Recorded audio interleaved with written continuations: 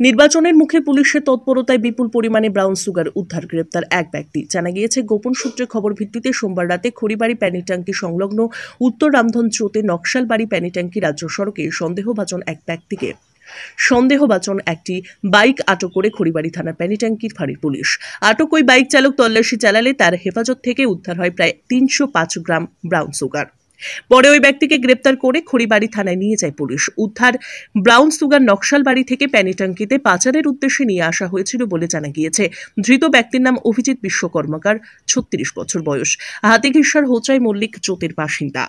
গোটা ঘটনার তদন্ত শুরু করেছে পুলিশ।